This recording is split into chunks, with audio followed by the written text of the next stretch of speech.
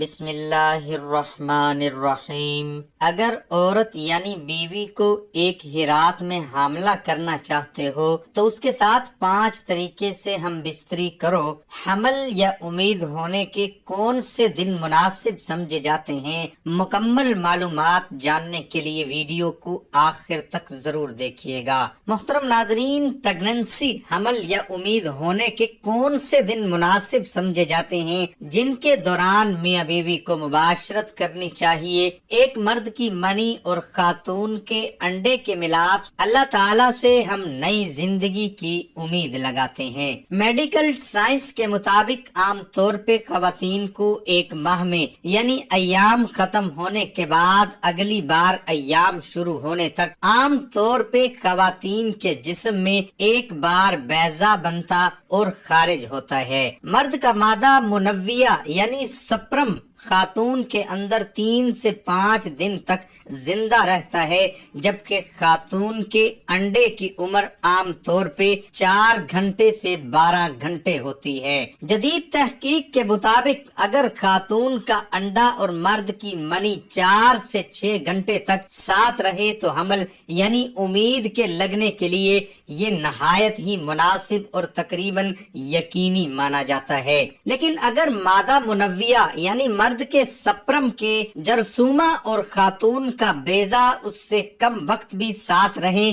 تو بھی امید یعنی پریگننسی ہونے کے امکانات روشن ہوتے ہیں۔ اگر ایک خاتون کے ایام 28 دن کا مکمل دائرہ ہو تو 11ویں دن سے لے کر 14ویں دن کے ایام میں بیضہ خاتون کے جسم میں خارج ہوگا، لیکن 100% درست بتانا ممکن نہیں۔ اس لیے ڈاکٹر عام طور پہ میاں بیوی کے لیے خاتون کے ایام ختم ہونے کے بعد 7ویں دن سے لے کر 20ویں دن تک اس عرصے میں مباشرت کرنے کو امید لگنے یعنی پریگننسی ہونے کو مفید سمجھتے ہوئے ان دنوں مباشرت تجویز کرتے ہیں۔ خواتین کے بیضہ کے اخراج کے دن جاننے کی علامتیں: ایام گزر جانے کے بعد وجائنا خشک ہو جاتی ہے، اس میں سیرویکل فلوئڈ بالکل نہیں ہوتا۔ پھر کچھ دنوں کے بعد وجائنا میں ایک طرح کا ربڑی سا فلوئڈ یعنی گم کی طرح چپکنے والا مواد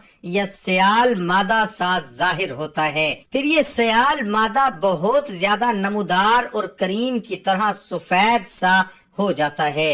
ان دنوں میں مباشرت پریگننسی کے لیے مفید ہوتی ہے۔ پھر اس کے بعد وجائنا میں یہ سیرویکل فلوئڈ مرغی کے کچے انڈے کی سفیدی کی طرح صاف اور پھسلنے والی سی ہو جاتی ہے۔ یہ دن پریگننسی کے لیے انتہائی مفید اور پر امید ہوتے ہیں۔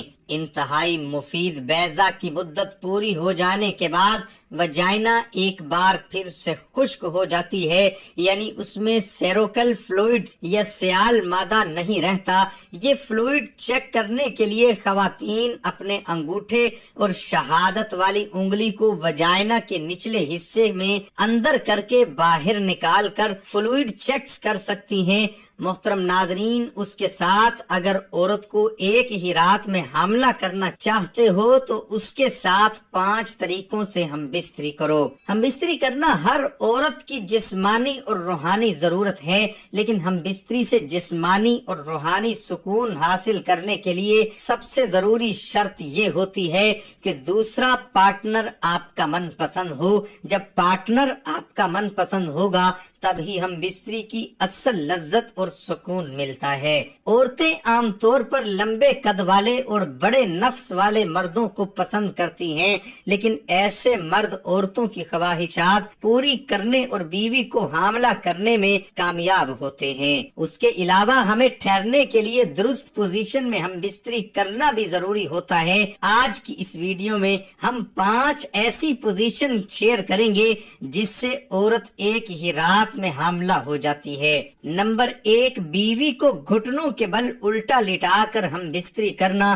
ہم بستری کی اس پوزیشن میں جہاں بیوی گھٹنوں کے بل مرد کے سامنے الٹا لیٹ جاتی ہے، اور مرد عورت کے پیچھے کھڑے ہو کر یا بیٹھ کر عورت کی شرمگاہ میں پیچھے کے راستے اپنا نفس ڈالتا ہے اور ہم بستری کرتا ہے۔ اس طریقے سے ہم بستری کرنے سے عورت کی شرمگاہ میں مرد کا نفس پورا کا پورا اندر جاتا ہے، جس سے مرد اور عورت دونوں کو بہت زیادہ مزہ بھی آتا ہے، اور مرد فارغ ہو کر اپنی منی سیدھا عورت کی بچہ دانی تک پہنچا دیتا ہے، اور عورت ایک ہی رات میں آسانی سے حاملہ ہو جاتی ہے۔ نمبر 2، عورت کو نیچے لٹا کر ہم بستری کرنا۔ ہم بستری کے اس طریقے میں جہاں بیوی نیچے پیٹھ کے بل لیٹ جاتی ہے اور مرد اس کے سامنے سے اوپر آ کر باسینہ ہو کر عورت کی یا ٹانگیں اوپر اٹھا کر اپنے کندھوں پر رکھ کر عورت کی شرمگاہ میں اپنا نفس داخل کر کے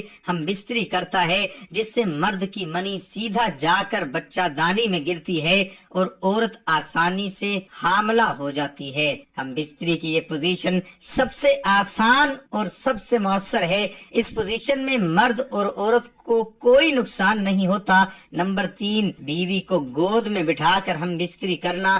ہم بستری کی اس پوزیشن میں جہاں مرد نیچے بیٹھ کر یا سیدھا لیٹ کر عورت کو اپنے اوپر اپنی گود میں بٹھاتا ہے اور عورت کی شرمگاہ میں اپنا نفس داخل کرتا ہے اور عورت نفس کے اوپر نیچے حرکت کرتی ہے، مرد اور عورت دونوں کے لیے سکون اور لذت کا باعث بنتا ہے۔ اس پوزیشن کی ایک خوبی یہ بھی ہوتی ہے کہ اس پوزیشن میں عورت بہت جلد فارغ ہو جاتی ہے، جو کہ عورت کے حمل کے لیے انتہائی ضروری ہوتا ہے۔ نمبر 4، سیدھے لیٹے رہنا۔ ایسا کرنے سے نطفے کو وہاں پہنچنے میں مدد مل سکتی ہے جہاں وہ جا رہا ہے۔ 10-15 منٹ یہ کرنا چاہیے، پھر اپنے مثانے کو خالی کریں تاکہ آپ کے پیشاب کی نالی کے قریب موجود کسی بھی جراثیم کو دور کرنے میں مدد ملے جو پیشاب کی نالی کے انفیکشن کا باعث بن سکتے ہیں۔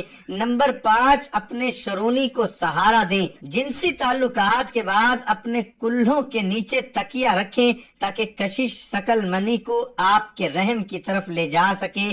ایک بار پھر اس میں سے 10 سے 15 منٹ کافی ہیں۔ دعا ہے کہ اللہ تعالی ہم سب کو شریعت کے مطابق ہم بستری کرنے کی توفیق عطا فرمائے اور ہم سب کو 5 وقت نماز با جماعت ادا کرنے کی توفیق عطا فرمائے۔ دعا ہے کہ اللہ تعالی میرا سنانا اور آپ کا سننا اپنی بارگاہ الہی میں قبول اور منظور فرمائے۔ آمین ثم آمین۔